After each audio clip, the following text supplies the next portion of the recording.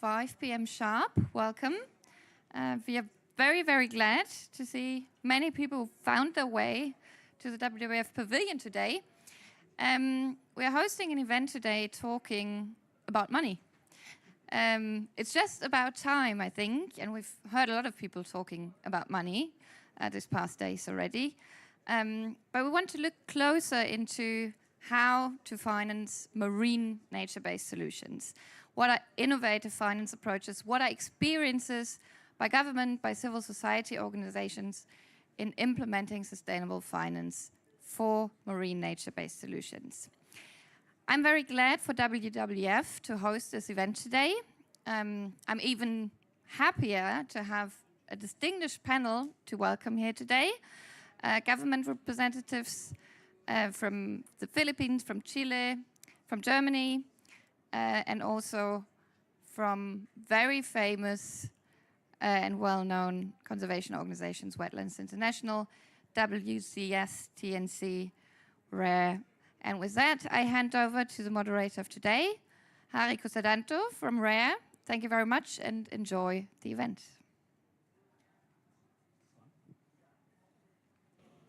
Okay, thank you, Julika. Very good afternoon, distinguished guests and speakers. But before we are talking about money, let me talk a bit about nature-based solution. I would like to deconstruct what nature-based solution is. So basically, I interpret nature-based solution as the solution that focus on protecting and maintaining ecosystem of the coastal area. So it still has the function to support our life and also to protect our life from climate change. However, if we are talking about coastal areas, actually, especially like in country like Indonesia and the Philippines, many people whose life depending on coastal ecosystem are also actually threatening the ecosystem. So we have to somehow and also need to also factor in the coastal communities that are living in our coastal areas. And why we are here now, we would like to learn and also to see how it works on the ground actually. If you look at the map here, I'm from Indonesia, but why we have here also the Philippines? Because the Philippines is actually the origin ever. Through which then we have also the initiative that is called Climate for Fishing Resilience. So starting from the Philippines, our program now expanding to so many countries, including Indonesia. And in Indonesia, currently we are working in 4 provinces.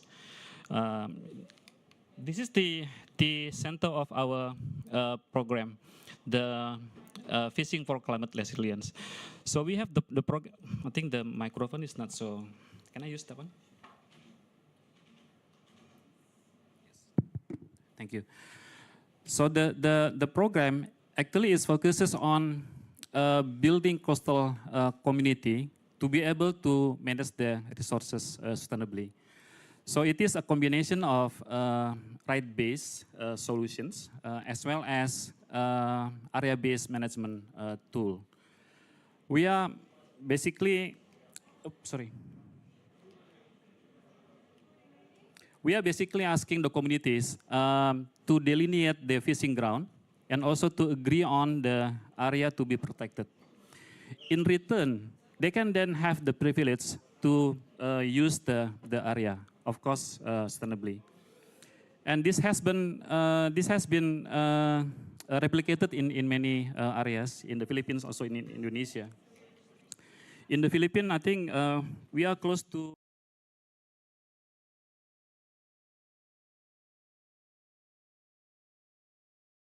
more than 2,500 square kilometers of waters. But not only that, actually, apart from the tangible results, we learn also that the coastal communities, they are living in the coastal areas. So they are protecting their waters, their livelihood 24/7. We the NGOs, we don't live there 24/7. So if we are able to encourage the coastal communities to be part of this initiative, the sustainability of the project is there. It is one factor. And then also the fact that it is centered in the behavior change. So we are seeing so many evidences that if the people would like to change the behavior, the local government would like to change the behavior, the national government also would like to change the behavior, the sustainability of the project is even stronger.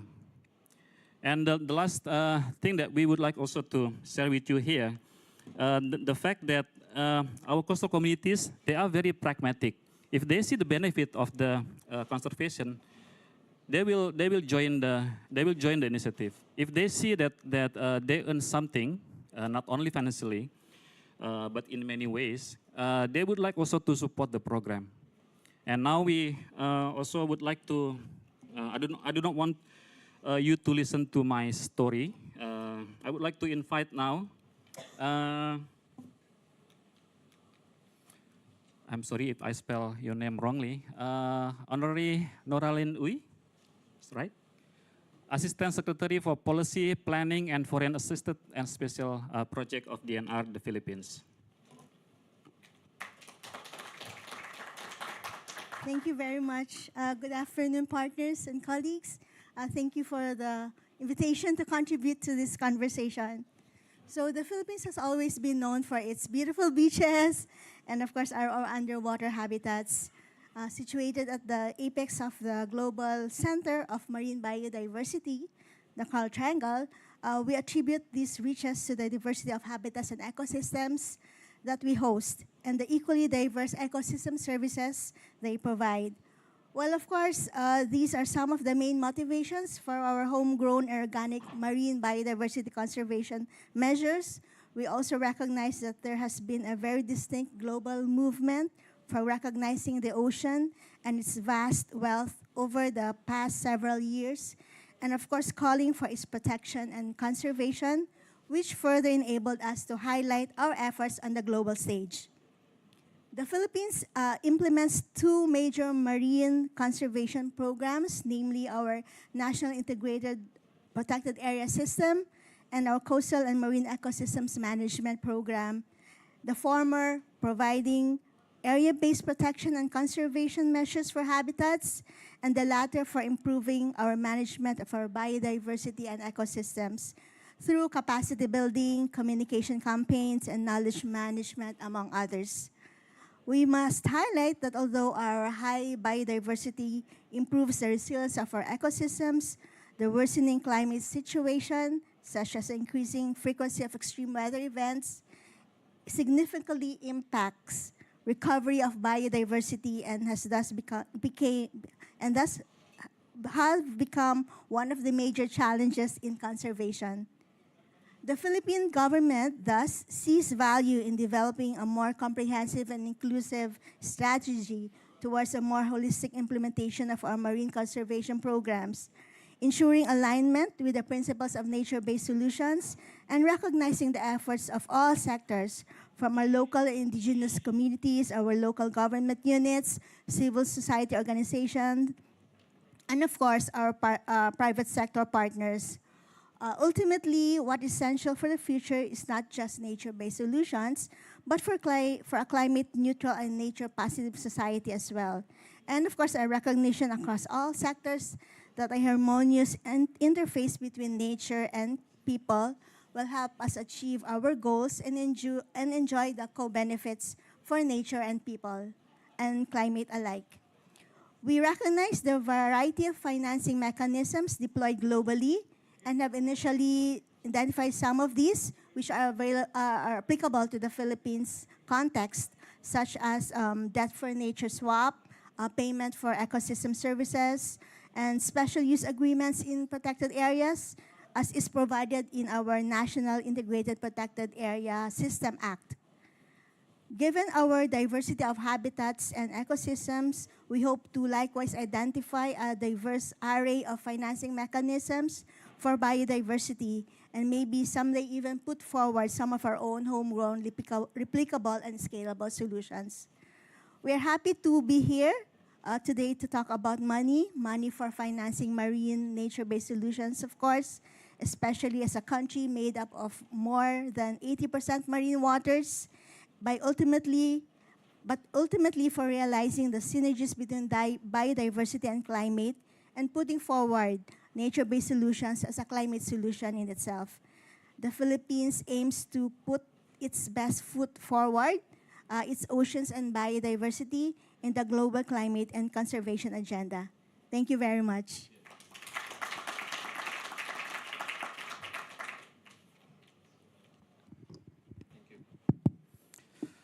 Thank you, Ms. Noraline Uy. And now we are talking about money. The most interesting part, I think, all about money. And for that, I would like to invite, now we have 4 panelists. We have Sebastian Unger, the German Federal Government Commissioner for the Ocean, the Federal Ministry for the Environment, Nature Conservation, Nuclear Safety and Consumer Protection, the Government of Germany. Please, I'll be sitting here, so you can sit in there. Next, I would like to invite Andrew Deutsch. I'm sorry. Yeah. Andrew Deutsch, Managing Director, Global Policy and Conservation Finance, the Nature Conservancy. Hi, Andrew. You can sit next to Mr. Sebastian. We also have Peter van Eyck, the Program Head, Deltas and Coasts, Wetlands International. And we also Monica Medina for Wildlife Conservation Society. She's not here, but she's here with us now. Not here on screen, but here with us physically. And I'll be moderating the discussion. Allow me to use my cell phone. I'm not testing my wife, but I have all my notes here. Okay. Let me start with you, Mr. Unger, because I know you will be leaving soon, right? Actually, I've stayed 2 years in Germany, and I realized that the German government is actually one leading actor when we are talking about environment and environmental protection. And we learned actually that Germany has made historical commitment to international biodiversity conservation, a major donor and actor on climate topics. So we would like to hear you. What about the Germany's commitment and contribution to ocean climate action actually? Yes, thanks a lot, and the mic is working, and it's such a pleasure to be here in this really esteemed panel, and so great to be here really among friends. We are working very closely, the German government, with so many NGOs. Great to be here in the Panda Hub and with all these other NGOs together. And as you were saying, unfortunately, I have to leave a bit earlier, so apologies already in advance. But please let me outline a few points before we sort of talk about money, the real topic here of this panel. I think here in this group I don't have to, particularly not on Ocean Day, have to say anything about the importance of the ocean for climate, biodiversity. We know all of that, right?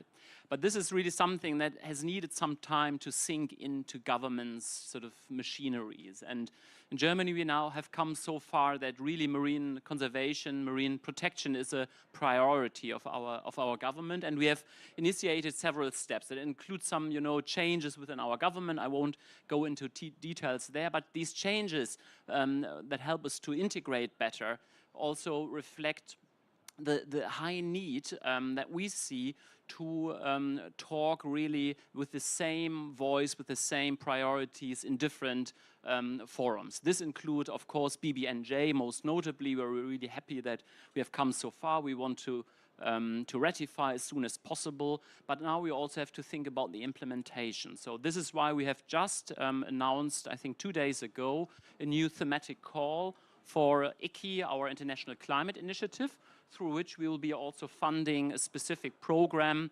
for BBNJ. So also please have a look at our our website. We have done this in the past, in the run-up of and during the negotiations through ICI, and we are now really happy that we are going, we'll be able to also provide fresh money to the implementation. This means really the identification of areas, of really networks, and to provide this holistic biodiversity perspective that we want to see there. But this also, of course, means it's not only BBNJ, this is one form. We have to look also into deep seabed mining. We really, I mean, this is a policy priority for us, really to work towards a precautionary pause or a moratorium in deep seabed mining. And all this will really help us to achieve what we have agreed with the 30 by 30 goal and to provide this more holistic perspective. To do that, we will, and we are now working really actively in my team on a marine strategy in Germany that will focus our efforts domestically in the North Sea and in the Baltic Sea. It's very poor status, unfortunately. We haven't managed to achieve good environmental status that we all promised to do so by 2020. So we really have to ramp up our efforts there. But also, to get our focus not only from my ministry, but also from development cooperation, from foreign affairs, from economic development, etc., more streamlined. Also, that will be part of our new strategy. So let me not go into details, perhaps, of the strategy. I can answer more questions to that, but something that is more linked to the financing question is that we also have now created a new, I think, quite innovative financing instrument in Germany, and this is related to the expansion of renewable offshore energy in Germany. So we have the goal to set up 30 gigawatt offshore renewables by 2000 and don't quote me here, I think 30. But so this is quite a step, and we just had the first auction round with big companies, and we have a legal requirement that 5% of the revenues from these auctions will have to go directly to marine conservation. So we have now, yeah, I come to that. So this is created now with this first round of this first auction, 670 million euros for marine conservation. This is really, a lot for us being a ministry very often more at the end of the food chain. So quite important. And we are, this is sort of, in the law, it says that we have to spend it in the affected environment. So this is, of course, mostly the North Sea and the Baltic Sea, but we know, of course, this is something that is connected. We have one ocean, we have long-ranging migratory species, birds, mammals, etc. So we are also looking into a broader perspective. But this is something also we want to share with others. I think that's a tool that can also be replicated elsewhere and provide really, I think, a thorough stream of funding derived directly from the use, from the ocean use that we are expanding now. Yeah. Thank you. Now I'm moving to Andrew. Andrew, we know that we are. Oh, okay. Thank you. I'm sorry, Andrew. I'm now moving to Monica because she has to leave earlier. Monica, as the president and CEO of WCS, and I've been hearing this in almost all sessions that I attended, the collaboration. What is your experience, and maybe the examples of good collaboration that you can share with us here?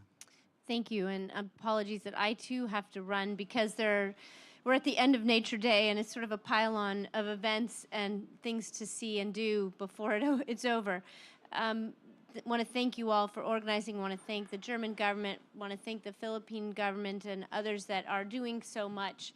I used to be the ocean-ish minister in the U.S. government, so I spent a lot of time on the BBNJ treaty and thinking about how collaboration is necessary. And because ocean spaces are public spaces, they are by definition shared, and governments have a lot of things they can do if they exercise their powers and try to expand the potential of maximizing all the potential of the ocean. So in many places around the world, the trend is for marine spatial planning. And by planning where extractive activities like fishing will happen and where protection will happen, we can maximize the benefits of the ocean. And that requires collaboration with local fishers, with tourism operators, with others whose livelihoods depend on oceans. And we know that that's necessary. But we also know that protection is necessary, and that if we don't protect some of the areas in the ocean, we will all lose their benefits. We have all made, as a planet, a promise to try to protect 30% of the ocean by 2030. That means domestic waters and those areas beyond national jurisdiction. And so that planning is absolutely essential to actually reach the 30%.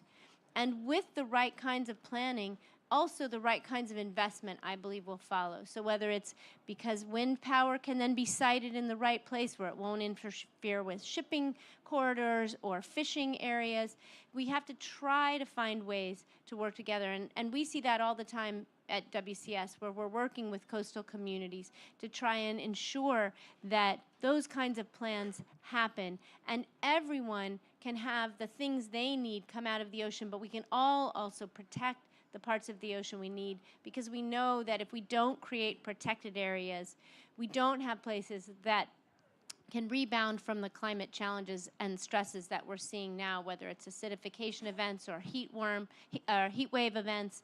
We know more actively engaged. The ocean used to be too big to ignore, and now it's too big to fail.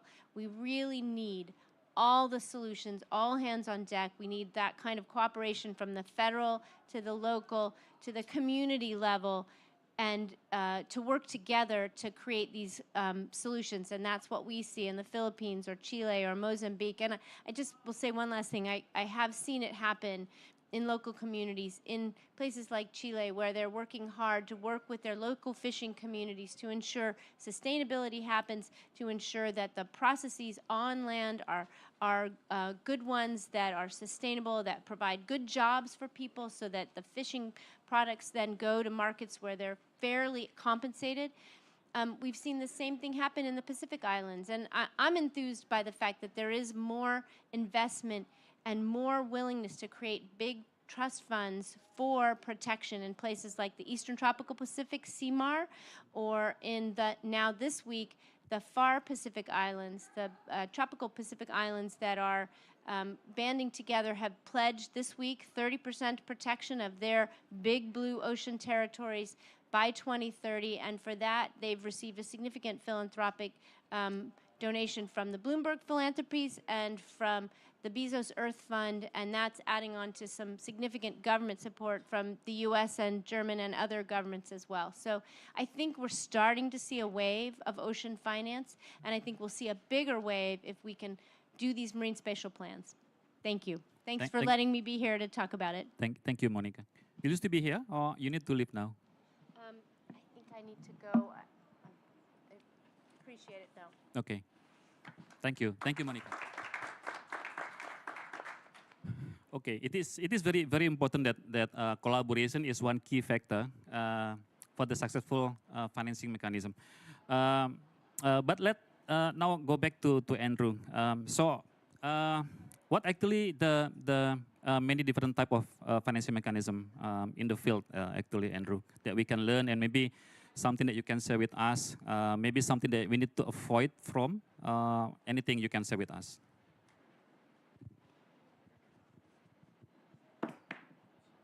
Thank you. It's the end of the day. Thanks for inviting me here to talk about ocean finance. I want to give a couple of examples of some of the things that we've worked on at the Nature Conservancy and some of our partners have worked on as well. There's no shortage of ideas, and the area is expanding in terms of opportunities for financing in the oceans. Still not as big as the oceans, but progress. Like the one I'll talk about the most, it gets a lot of airplay right now, is debt for nature swaps, which goes back to early innovation of the Tropical Forest Conservation Act, funding this with U.S. government money on bilateral debt swaps in places like Indonesia and others. But was recently amended to also finance coral. So there's a deal being developed right now to finance coral opportunities in Indonesia. Small scale. The bigger scale opportunity that we innovated with Seychelles and then have replicated with Belize, Gabon, and Barbados is to focus on commercial debt refinancing. So basically it's like refinancing your mortgage.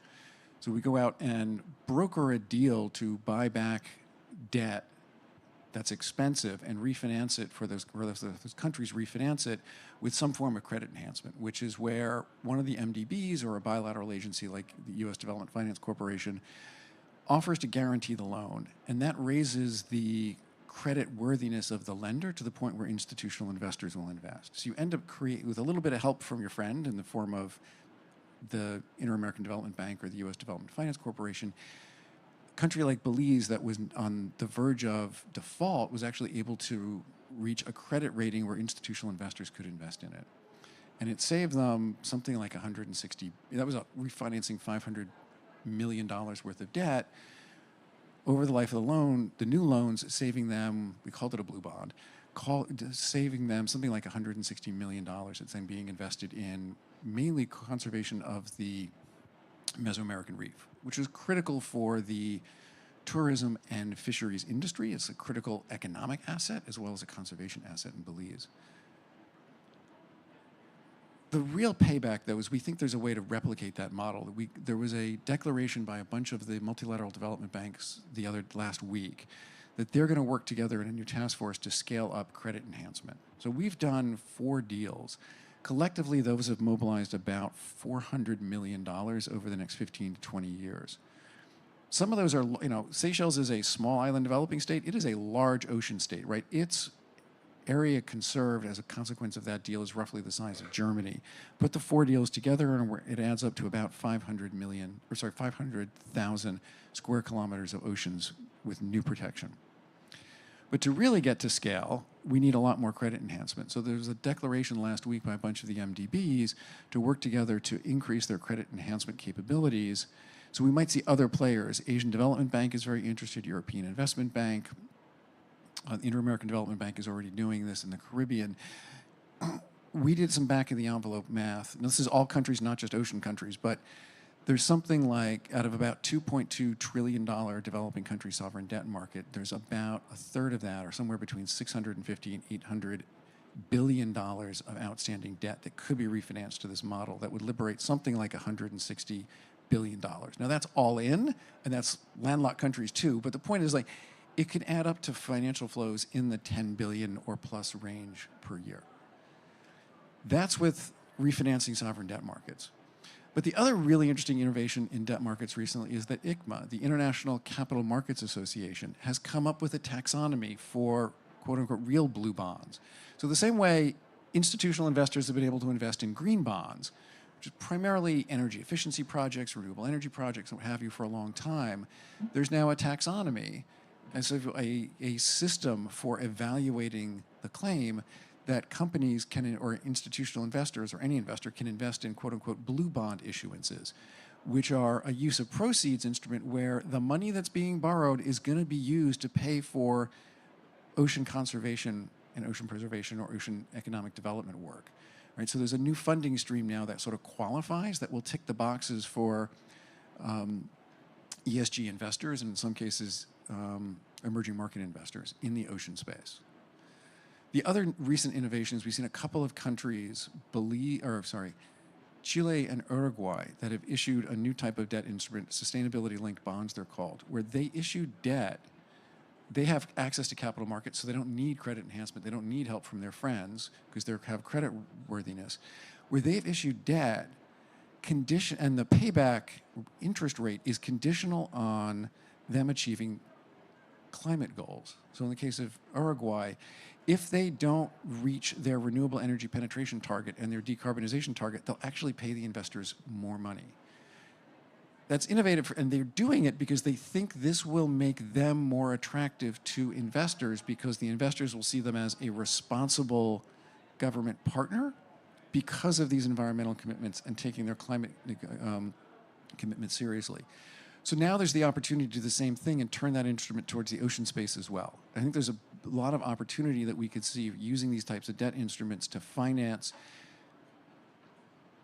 not necessarily BBNJ, because it's beyond what a country's going to do, but certainly for PSMA, any of the IUU issues, there's a whole bunch of things that still need to happen within EEZs that companies could be using these debt markets or sustainability-linked instruments or quote-unquote new blue bonds to raise money to cover a whole range of ocean finance issues. You want to stop there, or I can go on? You can stop there. I'll stop there. Yeah, okay. Because I would like to go to Peter, because I was in the mangrove talk this afternoon, and I heard that your organization also have a very massive initiative, right? Could you then tell us about your initiative with mangrove restoration? Yeah, absolutely. It was quite incredible, to be honest. We were in a ministerial session earlier today, where we had over 10 ministers, leaders of banks, funders, NGOs, CEOs, make very bold announcements for mangroves for the first time ever, because last few years there has been some discussions around why mangroves are important for adaptation and mitigation and food security in the context of COP, but usually in the sidelines. And now for the first ever we had 400 people in the room, the ministers on stage, all making very bold commitments for mangroves. This commitment didn't come falling out of the sky. There has been an alliance called the Global Mangrove Alliance that has been co-founded by Wetlands International, WWF, the Nature Conservancy, IUCN and Conservation International, and that now has a membership of over 70, mostly NGOs and knowledge institutes. And we've been driving an agenda for mangroves in recent years, amongst others by launching the State of the World's Mangroves report that actually illustrate and quantify why mangroves should be part of the climate change equation. That raised a lot of global attention, has also risen interest amongst government partners who, in parallel to us building the Mangrove Alliance for Climate, the Global Mangrove Alliance have been working on an alliance called the Mangrove Alliance for Climate, which is about 40 countries teaming up to exchange and collaborate around mangroves. So we said to ourselves, well, if there's this group of NGOs, if there's these governments teaming up, if there's also corporates, for example, in the World Economic Forum, working more and more on mangroves, why don't we set ourselves a big, bold, but attainable science-based global goal? And that's what we did. A goal to remain and maintain all remaining 14.5 million hectares of mangroves, restore half of the recent losses, that would be about 500,000 hectares, and double the proportion of mangroves that are under protection from 40% to 80%. And we've been sharing this goal amongst different stakeholder groups. We've been, I think, discussing also with you at some stage, Sebastian. It was fantastic to see your minister on stage. And we saw that there was appetite for an ecosystem-specific goal and for this to be launched here. It's not just a goal that we throw into the air as so many other goals that we hear about here. We want to translate such a goal to action on the ground. So we've said amongst ourselves, let's build what we call a community of action. So let's have these NGO and corporate and government groups working together under this breakthrough being the umbrella for collaboration. And let's set up a collaboration structure through a small, modest secretariat to make this work. So that's where we're heading now. On the 4th of this month here at COP, in one of the pavilions here, we published and presented a finance roadmap. We estimate we need about $4 billion by 2030 to reach our mangrove breakthrough goal, and that will be needed to be achieved through a blended finance mechanism, where about 60% of funds would need to come from public and philanthropic finance, and where we would also need to leverage a substantial amount of investment. So it's about building political commitments, setting up the governance structure, as well as then devising the finance instrument and organizing efficient collaboration on the ground. This alliance, this collaboration is for and by everyone. So if you're not a member or an endorser of the breakthrough or a member of one of those underlying collectives, get in touch and become part of this movement. And in the years to come, we will be working with many of you to get action happening on the ground, because that's what is most needed at this important moment in time. Thank you. Thank you, Peter. Actually, I also saw Minister Erick Thohir from Indonesia, right? Because our government also has very strong commitment to mangrove restoration. But now I would like to hear from each of you, because it seems to me that everything is very easy peasy. But actually on the ground it is very, people say the devil is in the detail, right? So maybe if you could share with us here your next step, or maybe key things that we need to be aware of when we are implement this kind of mechanism on the ground? Maybe starting from you, Mr. Sebastian. Yes, thanks a lot. And also let me congratulate you also again on this mangrove breakthrough. And we were also just joining it. And when I came here, I was running from a ministerial meeting that Indonesia, together with the UAE, was hosting. And I think one good example, and this perhaps something that is also new to this type of collaborations, that we have now signed a declaration of intent with UAE to have a sort of triangular cooperation where we and the UAE sort of provide funding and technical expertise, and we will be working with countries in Africa to support mangrove restoration with all these different benefits that we are all aware of. And I think these type of collaborations can sort of thrive and be developed through something like the mangrove breakthrough. To come back quickly to your question, we, I think, covered financing already quite extensively. That's, of course, there are innovative models. There's more traditional government funding that I was speaking about. There are new types of sort of funding streams like the one I mentioned derived from offshore wind farms. But one thing is that we really need to develop hand in hand, and that's the challenge we have to address as governments, is the development of adequate governance and policy instruments. And something that we see in the ocean space is that we cannot buy space there so easily. And so we really have to work, and Monica Medina said that, about proper regulatory arrangements for spatial planning.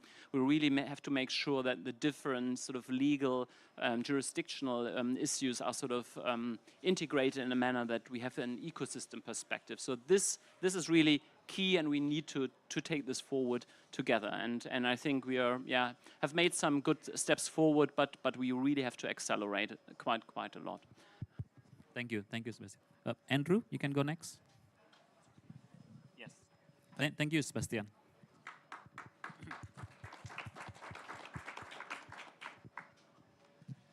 So I guess one key lesson learned, or we think we're learning, is the need for standardization. Because a lot of the different tools and techniques are innovative. Innovative is great when you're fundraising from a philanthropy, because they want to stimulate innovation. Innovative is terrible when you're talking to institutional investors. They want to see big and boring, and I've seen it all before.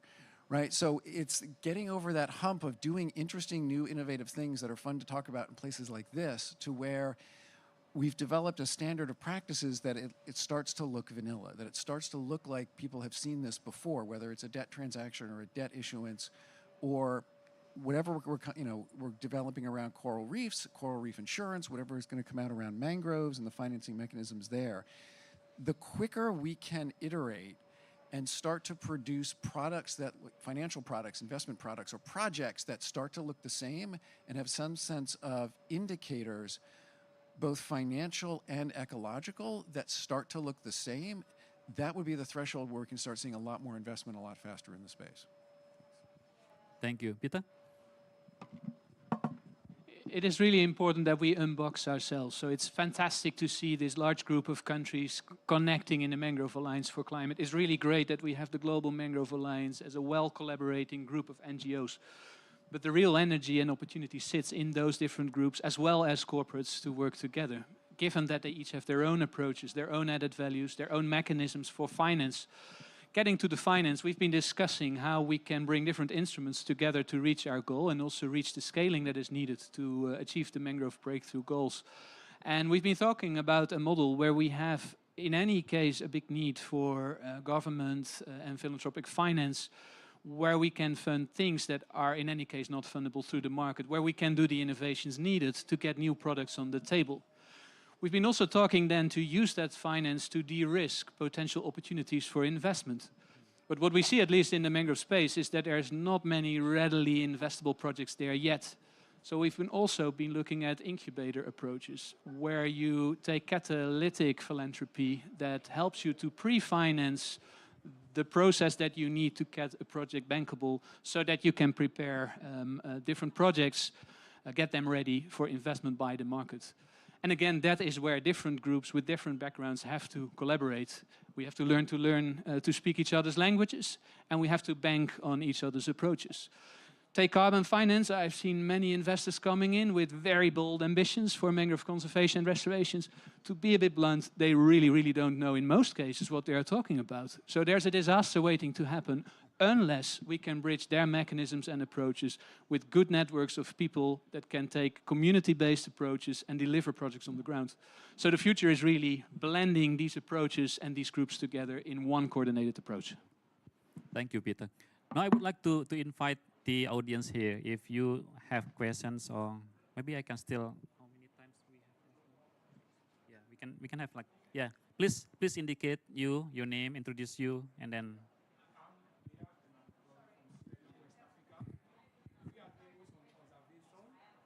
We are doing waste on conservation through innovative approach. We know in our country we are using plastic, and plastic does pollute the oceans. So we are refining the plastic to plastic bags, so that people can use it for school-going kids. Presently, we are working in the shipping company in our country, Bolori Shipping Company, because in the ocean, the plastic do affect a life for Atlantic biodiversity. So we are using the plastic as a recycling bag to be used. How can we collaborate and partner so that we can able to manage those waste in an innovative way that will be able to make the ocean more healthier and safety?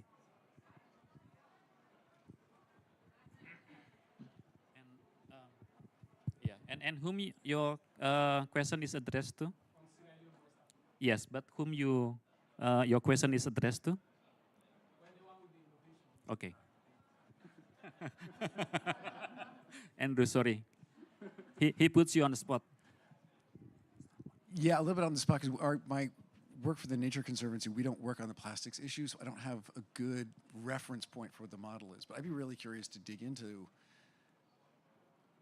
the whole business model behind that. And is there a business model in terms of recycling ocean plastic, the processing, and then what to do with it? But I'm afraid I'm a bit of a loss, because we just don't work on the plastic issues. I don't really understand the business models behind it and how it would work. Sorry. And any other question?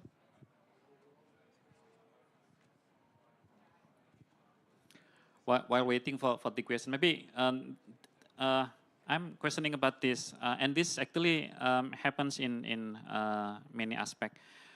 How we deal with corruption? If we are talking about this financing mechanism, and we are dealing with so many governments, so many entities, so many organizations, how we avoid that the money flowing into this conservation project will not be used for something else? For you, Andrew, and also for you, Peter. I think it boils down to setting up good governance structures for the financial mechanisms that you're setting up. Ideally, governance mechanisms where different groups are represented to oversee spending of resources. But this is just about the spending of funds. What we also experience on the ground in implementing projects, that there's a lot of corruption happening around land tenureship arrangements, who's owning the land. For example, in some countries in Asia, there is massive areas of land that are formerly government-owned, but where already for many years there is either large-scale corporations, often small local businesses operating there illegally. And this is the big elephant in the room, particularly in the field of mangrove restoration. No one dares to touch this. It's very sensitive. But at the same time, it has to be resolved. So if those countries who are announcing very big targets for restoration are not addressing these jurisdictional issues, we will be in trouble.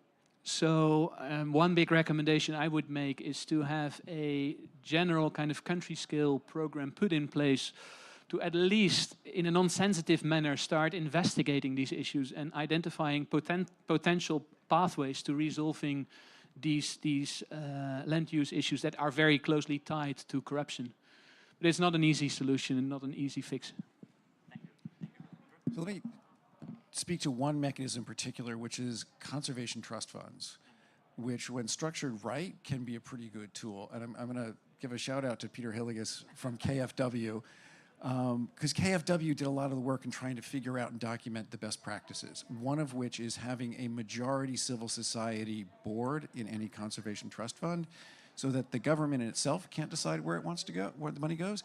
But by having multiple civil society and private sector actors at the table, each one of them watching the other one somewhat skeptically, helps to mitigate that governance or corruption risk a fair bit. And KfW was one of the early innovators in actually putting money into trust funds too, hint, hint. But I just want to acknowledge, because you're here, to thank the KfW and the work that they've done in this space. Thank you. Thanks, Andrew. Yeah. Please introduce your name and then whom your question is addressed to. Thanks. Hi, my name is Annie Mark, and I'm with the Environmental Defense Fund. And my question is, as we're talking about financing, and as someone who's also working for a large international NGO, a trend and question I'm often getting is, what is the role of the bingos, the large international NGOs, and how do you move these big financing discussions, the billions, the trillions, to actually impact at the local level?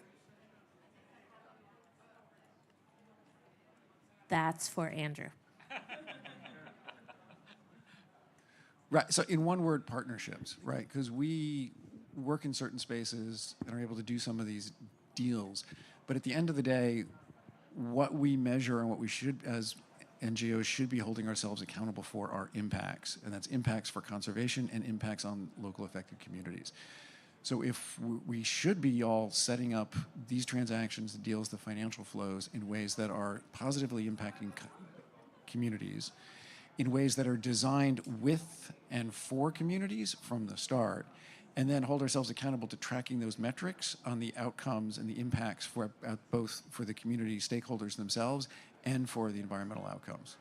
And we're kind of still on the learning journey of getting better at that, because we've tended to, it's really easy to fly the satellites over and take measurements or what have you, but measuring the local impacts means having a whole set of other capacities within ourselves to be able to do the upfront planning and partnership with stakeholders and rights holders, and then actually implement and facilitate and see the outcomes. And to give a practical experience or approach that we're trying to take in the field in relation to the mangrove breakthrough. So what we're now doing, we want to hit the ground running, right? We want to have impact on the ground. And with our membership of the Global Mangrove Alliance, we are now establishing local, what we call country chapters of the alliance, which is essentially the local membership in any given country. Anyone can sign up. And we want to have a very proper balancing between some of the bingos, but particularly having good representation of local community groups, ILPCs, and local NGOs. And what we try to encourage and facilitate is then for those country chapters to team up amongst each other, develop their own strategies for mangrove conservation and restoration, and then collectively develop propositions where there's both roles for the bingos, who might be maybe better skilled on doing the science work and maybe the national or regional policy dialogues, but then also the local organizations who do the real work on the ground. And then the thinking to translate that big goal to action on the ground is to try to populate a pipeline co-created with those national chapters that we can then elevate to funders, so that we essentially create a platform that mixes supply and demand, that connects the donors towards those who have the projects on offer.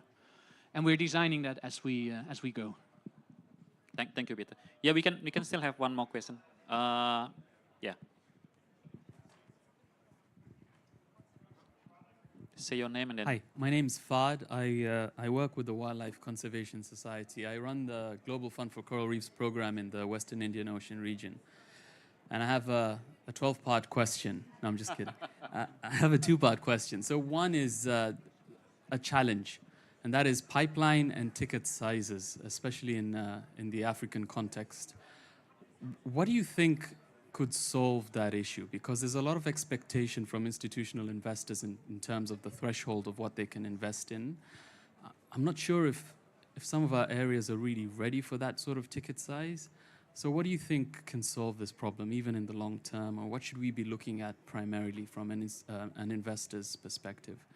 And then second of all is, a lot of these economies are facing a lot of volatility in terms of having to pay back some of their sovereign debts themselves, fluctuating currencies, a lot of instability. How does that play into some of the work that we're trying to do in terms of bringing in concessionary facilities, concessionary debt?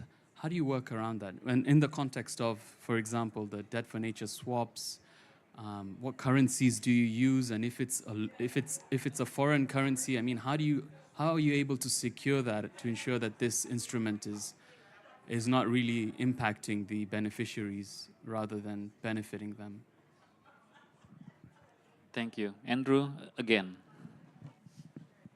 So the first question on, you say ticket size, right, is how do you get these transactions or deals or opportunities to a scale where institutional investors might be interested? And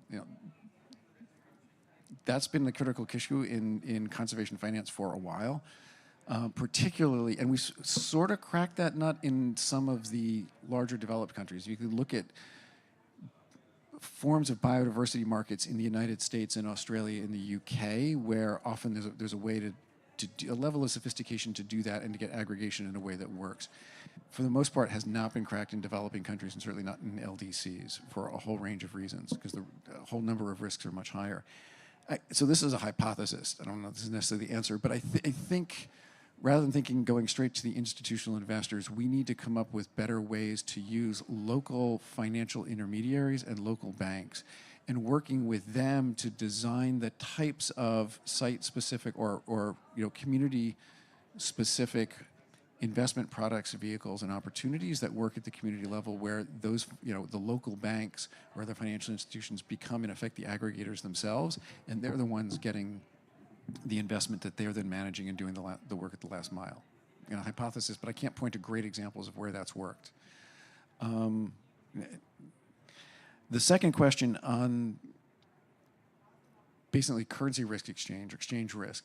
In the debt for nature swaps that we've done, and this is one of the beauties of the instrument, is in most cases, the financial transaction results in a lower overall debt load.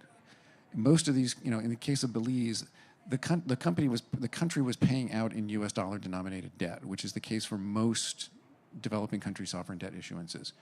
But the conservation work that gets funded in local currency. Like this was the sort of the innovation of the first round of TFCA deals going back a decade and a half or more, that it was effectively a form of debt forgiveness where the country had to keep paying but in local currency, so you avoided the exchange risk.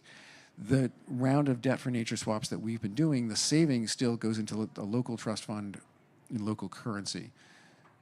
So at least you're, in some sense, mitigating the exchange risk for the repayment on the new debt issuance. It's not a cure-all, and it still doesn't solve the problem of direct investment, but at least for the sovereign debt investment, it's a vehicle. But this is one of the major issues that's come out of the Bridgetown Initiative, right? So Mia Mottley, who's the Prime Minister of Barbados, has been looking at how to jointly solve the climate finance and debt finance problems for developing countries. And one of the things that they've come up with is the MDBs need to do a much better job of helping, in her case, SIDS in particular, but low and medium income countries with high debt levels manage the currency fluctuation risk as a way to both reduce their overall risk, create more headspace for them for other domestic spending, but also create more macroeconomic stability to make foreign investment more attractive as well. But now we're in like the world of the IMF and what have you. It's starting to get beyond me as an economist, because I'm not an economist, but I'm just saying there are, this is sort of the state-of-the-art conversation right now at the Macron Summit back in June, at the IMF World Bank annual meetings right now, of how to help solve that problem. Thank you. Thank you, Andrew. I know you still have so many questions, but again, now we are closing to the end of the session. So first of all, let's give a round of applause for Andrew and Peter. And you can leave the stage, Andrew and Peter. And I would like to invite Daniela Pucuk. Yeah, Daniela from the Finance Ministry of Chile. Yeah. Yes, you can use the podium here. Daniela would like to share and maybe close the session. Yeah.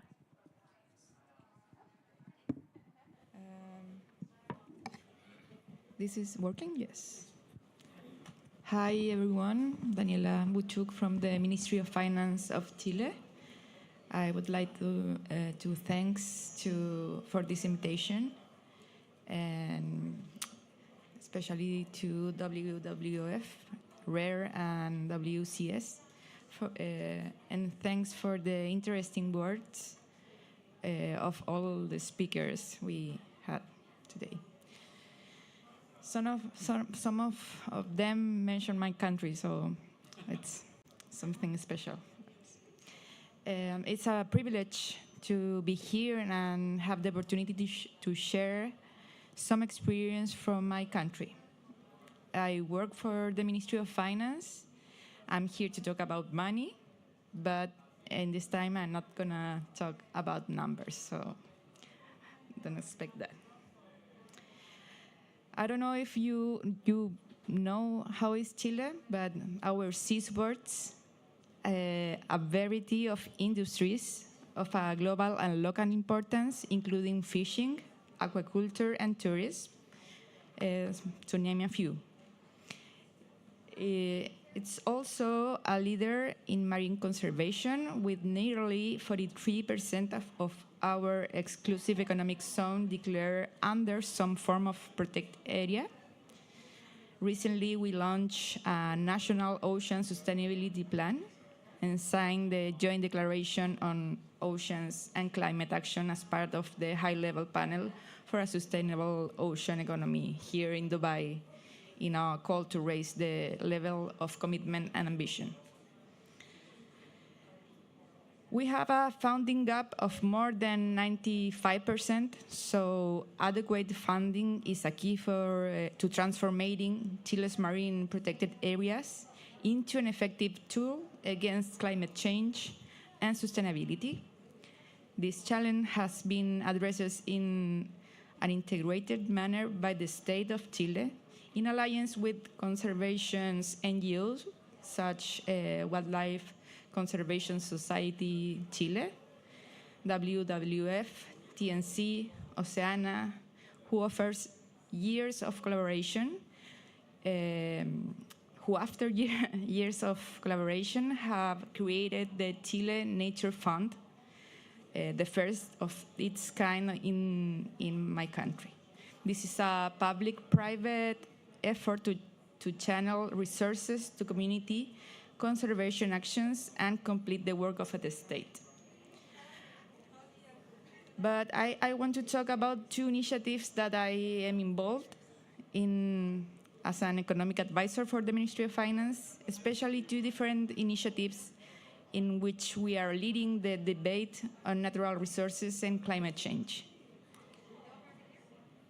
Since this January, Chile formally has had a natural capital committee. It's something I know you heard about the UK case, but we have our committee, whose mandate is advising and provide recommendations to the President of the Republic regarding mechanisms to value and protect the country biodiversity, incorporating the natural capital approach, public in both public and private decision-making process. The Chilean Natural Capital Committee is composed by the Ministry of Environment, Ministry of Economy, and Ministry of Finance, brings together different stakeholders, and has been supported since its inception by the Central Bank of Chile, which has the mandate to develop the national accounts, in which we want to include the ecosystem services account too. And the Council of Science, Technology, Knowledge, and Innovation, which includes representatives from different sectors of society, including civil society. The last initiative I want to mention, it's the platform. It's a regional platform from Latin American and Caribbean Ministry of Finance. Today we have a space to share our experience, and the important thing about our work is that we are working on a vision on climate change and biodiversity financing.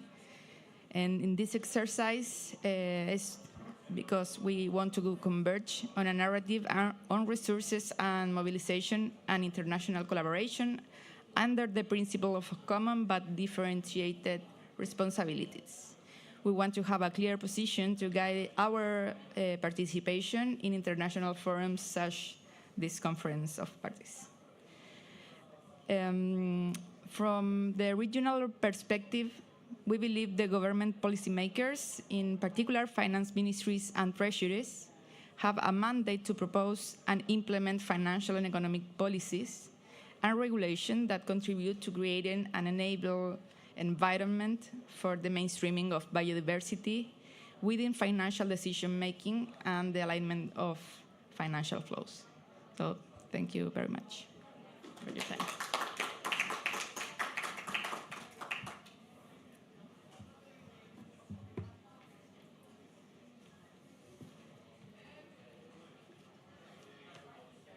This one. Thank you so much, Daniela. And thanks everyone who sticked around throughout. Thanks for everyone who made their way here. I think it was quite an interesting topic to explore. Finance seems to always be something that's important, but then when it comes to wrap your head around it, especially as someone working in conservation, it becomes really difficult.